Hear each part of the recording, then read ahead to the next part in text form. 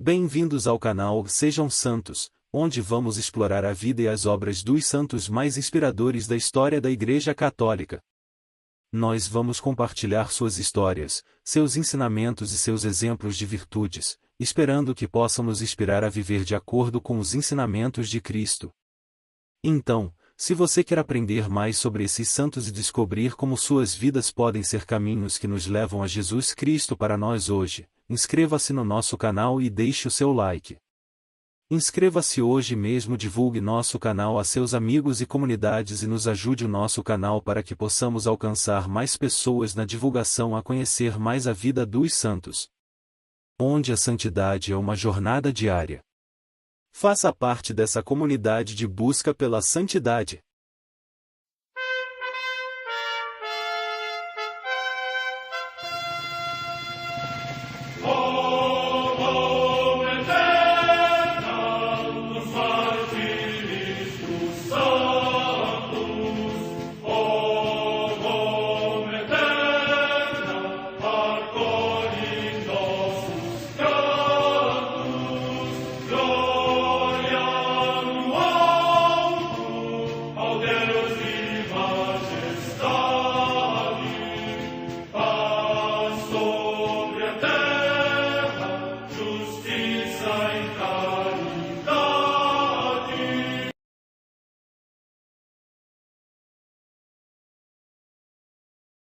Ler a vida dos santos desperta em nós o desejo de seguir a Cristo. Através de suas vidas podemos aprender as virtudes, a sabedoria e o amor de Deus. Cada santo nos oferece um modelo de vida a ser imitado, como diz São Paulo na carta aos Hebreus, capítulo 12, versículo 1. Estamos rodeados por uma nuvem de testemunhas. A Igreja foi fundada por nosso Senhor Jesus Cristo não apenas como uma instituição, mas uma autêntica família. Os santos mártires, confessores, doutores, as virgens, os santos pastores e todos os demais santos são realmente nossos irmãos que nos precederam no caminho da fé e já estão no céu, para onde também iremos nós, pela graça de Deus. Portanto, sede santos, assim como vosso Pai Celeste é santo. Mateus capítulo 5, versículo 48. Hoje, dia 28 de janeiro, celebra a Igreja a vida desse grande santo, São Tomás de Aquino, o Doctor Angelicus. São Tomás de Aquino segundo Bento XVI. Agora gostaria de falar daquele ao qual a Igreja chama o Doctor Communis, e isto é, São Tomás de Aquino. O meu venerado predecessor, Papa João Paulo II, na sua encíclica Fides et Ratio recordava que São Tomás foi sempre proposto pela Igreja como mestre de pensamento e modelo do modo reto de fazer teologia. Não surpreende que, depois de Santo Agostinho, entre os escritores eclesiásticos mencionados no Catecismo da Igreja Católica, São Tomás seja citado mais do que todos os outros, por 61 vezes. Ele foi denominado também o Doctor Angelicus, talvez pelas suas virtudes, de modo particular pela sublimidade do pensamento e pureza da vida. Tomás nasceu entre os anos de 1224 e 1225, no castelo que a sua família, nobre e abastada, possuía em Roccasecca, nos arredores de Aquino, perto da célebre abadia de Montecassino, aonde tinha sido enviado pelos seus pais para receber os primeiros elementos da sua instrução. Alguns anos mais tarde transferiu-se para a capital do Reino da Sicília, Nápoles, onde Frederico II tinha fundado uma prestigiosa universidade. Nela ensinava-se, sem os limites em vigor alhures, o pensamento do filósofo grego Aristóteles, no qual o jovem Tomás foi introduzido, e de quem intuiu imediatamente o grande valor.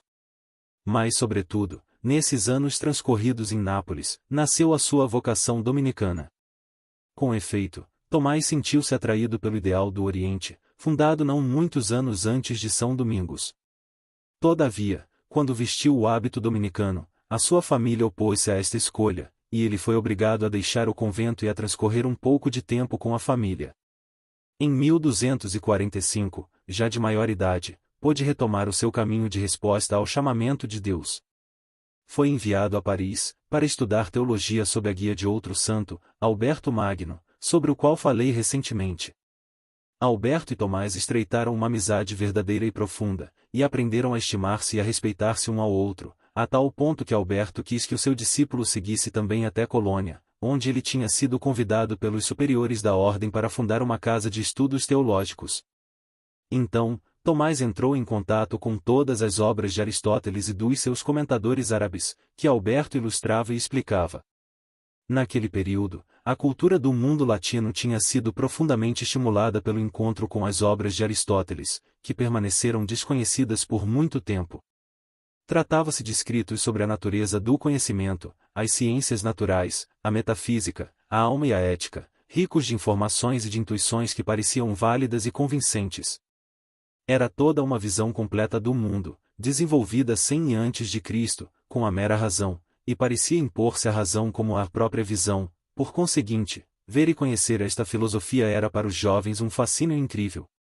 Muitos acolheram com entusiasmo, aliás com entusiasmo acrítico, esta enorme bagagem do saber antigo, que parecia poder renovar vantajosamente a cultura, abrir horizontes totalmente novos. Porém, outros temiam que o pensamento pagão de Aristóteles estivesse em oposição à fé cristã e rejeitavam estudá-lo. Encontrarão-se duas culturas, a cultura pré-cristã de Aristóteles, com a sua racionalidade radical, e a cultura clássica cristã. Determinados ambientes eram impelidos à rejeição de Aristóteles também pela apresentação que se fizera deste filósofo por parte dos comentadores árabes Avicena e Averroes. Com efeito, foram eles que transmitiram ao mundo latino a filosofia aristotélica. Por exemplo, estes comentadores tinham ensinado que os homens não dispõem de uma inteligência pessoal, mas que só existe um único intelecto universal, uma só substância espiritual, comum a todos, que age em todos como única, portanto, uma despersonalização do homem. Outro ponto questionável, veiculado pelos comentadores árabes era aquele segundo o qual o mundo é eterno, como Deus. Compreensivelmente, desencadearam-se disputas infinitas nos mundos universitário e eclesiástico. A filosofia aristotélica ia se difundindo até entre as pessoas simples. Na escola de Alberto Magno, Tomás de Aquino desempenhou um trabalho de importância fundamental para a história da filosofia e da teologia, diria para a história da cultura, estudou profundamente Aristóteles e os seus intérpretes, encontrando novas traduções latinas dos textos originais em grego. Assim, não se apoiava mais unicamente nos comentadores árabes, mas podia ler pessoalmente os textos originais, e comentou uma boa parte das obras aristotélicas, distinguindo nelas aquilo que era válido daquilo que era duvidoso, ou que devia ser totalmente rejeitado, demonstrando a consonância com os dados da revelação cristã e utilizando ampla e perspicazmente o pensamento aristotélico na exposição dos escritos teológicos que ele mesmo compôs. Em última análise, Tomás de Aquino mostrou que entre fé cristã e razão subsiste uma harmonia natural. E foi esta grande obra de Tomás, que naquele momento de desencontro entre duas culturas, naquele momento em que parecia que a fé devia render-se perante a razão, demonstrou que elas caminham a par e passo, que quanto parecia ser razão não compatível com a fé não era razão, e aquilo que parecia ser fé não era tal, enquanto se opunha à verdadeira racionalidade. Deste modo, ele criou uma nova síntese, que veio a formar a cultura dos séculos seguintes. Em virtude das suas excelentes qualidades intelectuais, Tomás foi chamado novamente a Paris como professor de teologia na Cátedra Dominicana. Ali começou também a sua produção literária, que continuou até a morte, e que contém algo de prodigioso, comentários à Sagrada Escritura, porque o professor de teologia era sobretudo intérprete da Sagrada Escritura, comentários aos escritos de Aristóteles, obras sistemáticas imponentes, entre as quais sobressai a Summa Theologiae, tratados e discursos sobre vários argumentos. Na composição dos seus escritos, era coadjuvado por alguns secretários, entre os quais o irmão dominicano Reginaldo de Piperno, que o acompanhou fielmente com o qual o ligava uma amizade fraterna e sincera, caracterizada por uma grande confidência e confiança. Trata-se de uma característica dos santos, cultivam a amizade, porque ela é uma das manifestações mais nobres do coração humano, e contém em si algo de divino, como o próprio Tomás explicou em algumas quaestiones da Summa Theologiae, onde escreve: a caridade é principalmente a amizade do homem com Deus, e com os seres que lhe pertencem. Não permaneceu prolongada e estavelmente em Paris. Em 1259 participou no capítulo geral dos dominicanos em Valenciennes, onde foi membro de uma comissão que estabeleceu o programa de estudos na ordem. Depois, de 1261 a 1265, Tomás esteve em Orvieto. O pontífice Urbano IV, que nutria uma grande estima por ele, comissionou-lhe a composição dos textos litúrgicos para a festa do Corpus Christi, instituída a seguir ao milagre eucarístico de Bolsena. Tomás tinha uma alma requintadamente eucarística. Os lindos hinos que a liturgia da Igreja entoa, para celebrar o mistério da presença real do corpo e do sangue do Senhor na Eucaristia, são atribuídos à sua fé e à sua sabedoria teológica. De 1265 a 1268 Tomás residiu em Roma onde, provavelmente, dirigia um studium, ou seja, uma casa de estudos da ordem, e onde começou a escrever a sua Summa Theologiae. Em 1269 foi chamado novamente a Paris, para um segundo ciclo de ensino. Os estudantes, ao pode-se compreender, entusiasmavam-se com as suas lições. Um dos seus ex-alunos declarou que uma enorme multidão de estudantes seguia os cursos de Tomás, a tal ponto que as salas tinham dificuldades em contê-los, e com um apontamento pessoal, acrescentava que ouvi-lo era para ele uma profunda felicidade. A interpretação de Aristóteles formulada por Tomás não era aceite por todos, mas até os seus adversários no campo acadêmico, como Gofredo de Fontaines, por exemplo, admitiam que a doutrina de Frei Tomás era superior a outras pela sua utilidade e valor, e servia como corretivo para aquelas de todos os outros doutores. Talvez também para o subtrair dos intensos debates em curso, os superiores enviaram-no novamente a Nápoles, para permanecer à disposição do rei Carlos I, que tencionava reorganizar os estudos universitários. Além do estudo e do ensino, Tomás dedicou-se inclusive à pregação pública. E também o povo ia ouvi-lo de bom grado. Diria que é verdadeiramente uma grande graça, quando os teólogos sabem falar com simplicidade e fervor aos fiéis. Por outro lado, o ministério da pregação ajuda os próprios estudiosos de teologia a ter um sadio realismo pastoral, e enriquece a sua investigação com estímulos intensos. Os últimos meses da vida terrena de Tomás permanecem circundados por uma atmosfera particular, diria misteriosa. Em dezembro de 1273 ele chamou seu amigo e secretário Reginaldo para lhe comunicar a decisão de interromper todos os trabalhos porque, durante a celebração da missa, tinha compreendido, a seguir a uma revelação sobrenatural, que tudo aquilo que tinha escrito até então era apenas um monte de palha. É um episódio misterioso, que nos ajuda a compreender não só a humildade pessoal de Tomás, mas também o fato de que tudo o que conseguimos pensar e dizer sobre a fé, por mais elevado e puro que seja, é infinitamente ultrapassado pela grandeza e pela beleza de Deus, que nos será revelada plenamente no paraíso. Alguns meses depois, cada vez mais absorvido numa meditação reflexiva, Tomás faleceu enquanto viajava para Leão, aonde ia para participar no concílio ecumênico proclamado pelo Papa Gregório X. Veio a falecer na abadia cisterciense de Fossa Nova, depois de ter recebido o viático com sentimentos de grande piedade. A vida e o ensinamento de São Tomás de Aquino poder-se-iam resumir num episódio transmitido pelos antigos biógrafos. Enquanto o santo, como fazia habitualmente, estava em oração diante do crucifixo, de manhã cedo na capela de São Nicolau em Nápoles, Domingos de Caserta, o sacristão da igreja, ouviu um diálogo.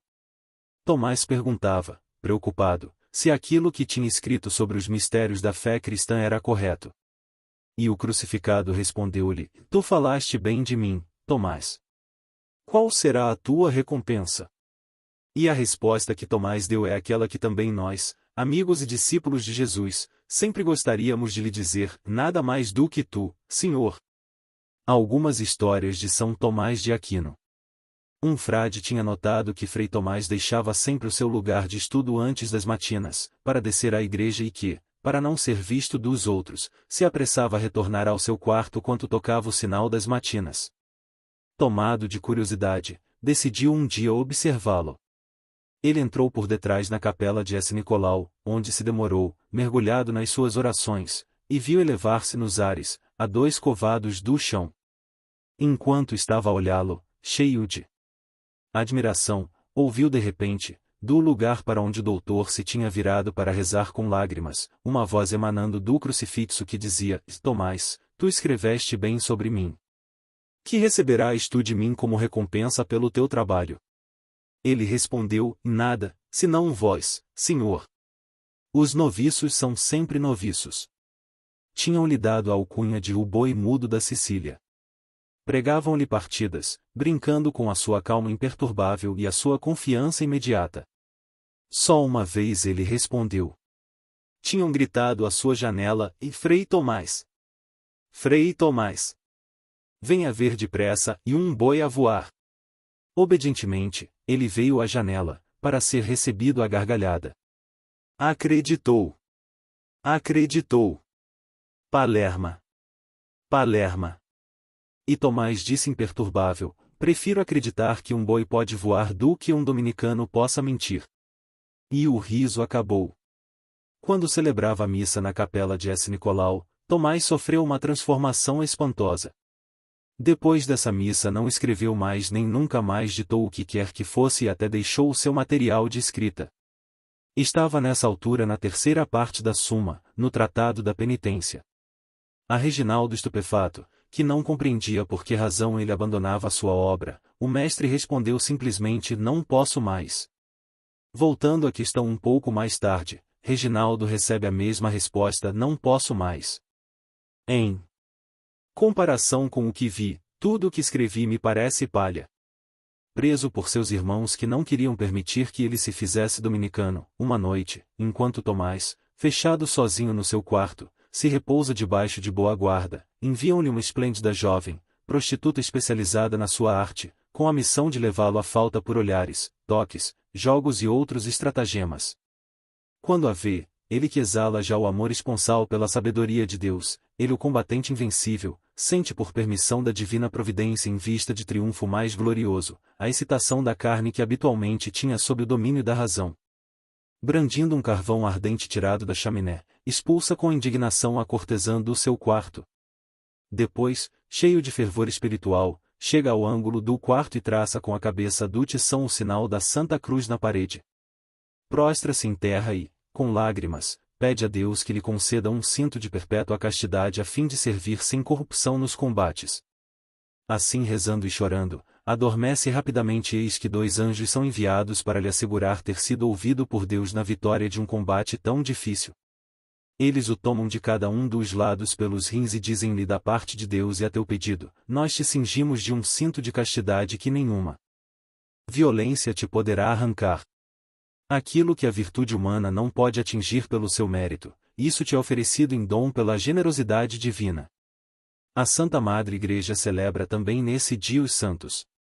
No mosteiro de Helmer, perto de Langres, na Neustria, atualmente na França, São João, presbítero, homem de Deus, que reuniu numerosos monges sob a regra de São Macário. Morte no ano 554. Comemoração de São Tiago, eremita na Palestina, que passou muito tempo num sepulcro por penitência. Morte no século VI. Em Cuenca, na atual Castela-La Mancha, região da Espanha, São Julião, bispo, que ilustrou a igreja como segundo prelado desta cidade depois de recuperada aos mouros, pondo ao dispor dos pobres os bens da igreja e adquirindo o seu sustento cotidiano com o trabalho das próprias mãos. Morte no ano 1207. No mosteiro de São Frediano, próximo de Pisa, na Etrúria, hoje na Toscana, região da Itália, o beato Bartolomeu Aiutami Cristo, religioso da ordem camaldulense. Morte no ano 1224.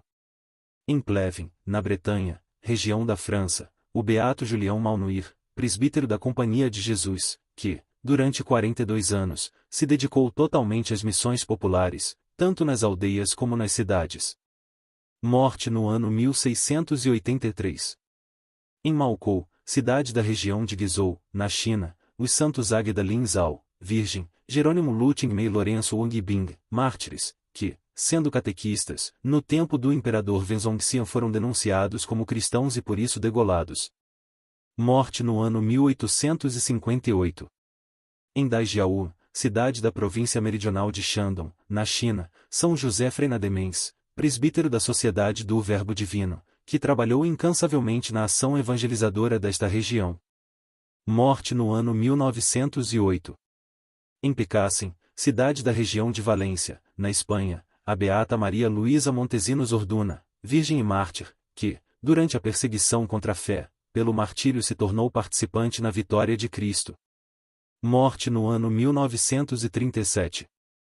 No campo de concentração da cidade de Chars, perto de Tons, na Sibéria, região da Rússia, a beata Olímpia Tolga Bidar, virgem da Congregação das Irmãs de São José e mártir, que, no regime de perseguição contra a fé, suportou todas as adversidades por amor de Cristo.